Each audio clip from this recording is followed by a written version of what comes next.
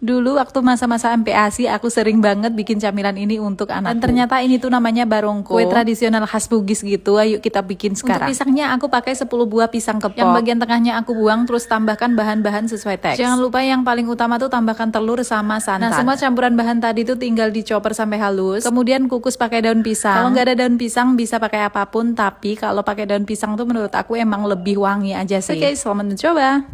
Selalu suka sama kue tradisional satu ini, manis dan wanginya bikin nagih. Beras ketan, air, dan daun pandan. Aduk rata, kukus sampai matang, kurang lebih 30 menit. Santan, gula pasir, daun pandan, garam, dan pasta pandan, aduk rata.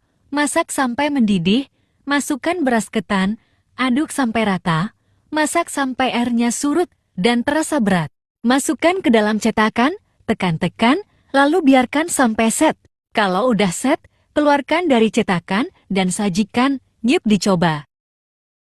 Minimal sekali seumur hidup kamu cobain kue ini. Rasanya enak dan lembut banget. Masukkan semua bahan-bahan yang ada di deskripsi, lalu masak sambil diaduk hingga mendidih. Setelah mendidih, masukkan kelapa parut. Aku pakai kelapa setengah tua dan lanjut aduk rata. Kemudian masukkan di wadah dan sisihkan dulu. Di dalam wadah masukkan 1 bungkus tepung ketan putih, 6 sendok makan tepung beras dan garam. Aduk hingga merata. Siapkan 400 ml air putih, tambahkan pasta pandan dan pewarna makanan hijau, dan campurkan di adonan kering, 1 bungkus santan kara dan uleni adonan hingga merata. Air pandannya kita masukkan bertahap agar lebih mudah tercampur, dan lanjut uleni hingga adonannya tercampur. Nah, jika adonan sudah tercampur seperti ini, tambahkan 2 sendok makan minyak goreng, dan aduk hingga adonan lembut dan kalis, dan bulatkan adonan hingga bentuknya ngerol seperti ini, dan tekan bagian tengah adonan karena akan kita beri isian, dan masukkan kelapa parut yang sudah kita buat tadi, dan bulatkan kembali adonan dan masukkan di dalam cetakan yang sudah diolesi minyak goreng. Kemudian kukus 15 menit,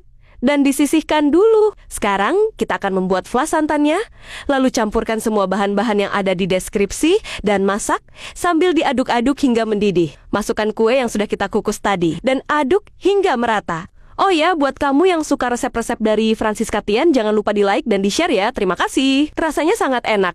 Manisnya pas, lembut dan creamy.